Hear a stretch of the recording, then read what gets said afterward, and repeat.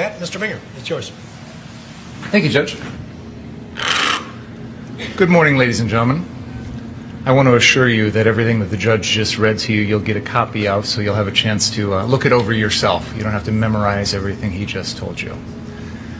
I think it's no surprise that this is a case that there's a lot of noise and a lot of static surrounding it. So what I'd like to do at the beginning is crystallize it in a nutshell for you and keep it as simple as possible. This is a case in which a 17-year-old teenager killed 2 unarmed men and severely wounded a third person with an AR-15 that did not belong to him. This isn't a situation where he was protecting his home or his family. He killed people after traveling here from Antioch, Illinois, and staying out after a citywide curfew. Your Honor, I'm going to object. There's no curfew charge anymore. There's no gun charge. Although he claimed... There's no charge, but... and there has been some discussion about the lawfulness of the curfew, not in this case, but elsewhere. But there had been a curfew announced. That does not mean that it was technically lawfully legal curfew, but there had been an announced curfew, so I'll leave it at that. And it was a curfew that all the rest of us here in Kenosha were aware of, and I think most people, most reasonable people, obeyed. Although the defendant claimed to be protecting a business that he wasn't familiar with, the actual killings in this case had nothing to do with that. And he also spent the entire evening lying about the fact that he was an EMT. None of the things that I just told you are in doubt in this case. So when we think about the defendant, I'd like you to consider, as you think about this case, what his true motivations were. Was this a situation where he sincerely cared about CarSource, even though he'd never heard of it, never bought anything there, never worked there, and not even its owners were out there that night protecting it? Was he genuinely interested in helping people? He ran around with an AR-15 all night and lied about being an EMT. Does that suggest to you that he genuinely is there to help? He's not there for the same purpose as the protesters. So why was he there that night?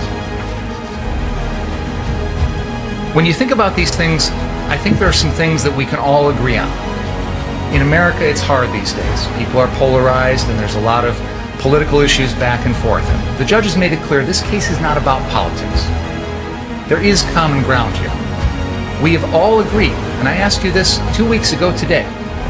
Raise your hand if you agree life is more important than property, and all of you raised your hand. We also agree that no one person's life is more valuable than another. You don't get to kill someone simply because they're a drug dealer. You don't weigh a pastor's life over a teacher's life. You don't weigh a police officer's life over an engineer's life. All life is sacred. I think we can also agree that we shouldn't have 17-year-olds running around our streets with AR-15s, because this is exactly what happens. Consider this case, look for the truth. So many people look at this case and they see what they want to see. They have a preconceived notion and they tailor the facts to fit whatever they believe. And you all agreed to keep an open mind. You all told us you didn't have any of those preconceived notions. Now you've heard the evidence, and it's time to search for the truth. May it please the court, ladies and gentlemen of the jury, good afternoon. Showing you a snippet of State's Exhibit 18, which Mr. Binger just spent 3 or 4 minutes showing that Mr. Rosenbaum wasn't around. My client couldn't know that he wraps his head in orange. Chain, bag, orange. Ladies and gentlemen, we've had this video almost as long as they've had this video. But Mr. Binger will use this video to lie to your faces and tell you that Kyle Rittenhouse was taking advantage of the situation. I object, Your Honor. It's in the picture. It's argument. Ladies and gentlemen, this case is not a game. It is my client's life. We don't play fast and loose with the facts, pretending that Mr. Rosenbaum was Citizen A #1 guy. He was a bad man. He was there. He was causing trouble. He was a rioter. And my client had to deal with him that night alone.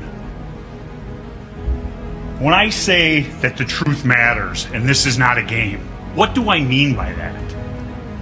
Mr. Binger is the one who put on the Kandari brothers. The reason he put them on, in spite of what he might say today, is because he wanted you, now 18, soon to be 12 people, to say, gosh, that kid just went to that place and just protected it. He wasn't asked. He was asked. Mr. Kandari's asked Nick. Nick got a group of people to go down there. The people from West Bend came. Provocation, another thing.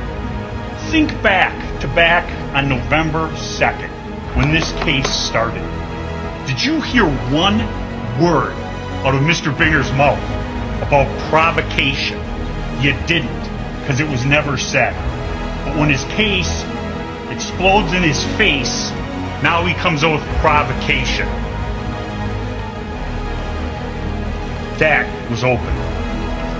And most importantly, in opening, quoting from Mr. Binger's first paragraph of his opening statement on November 2nd, 2021. Motherfuckers.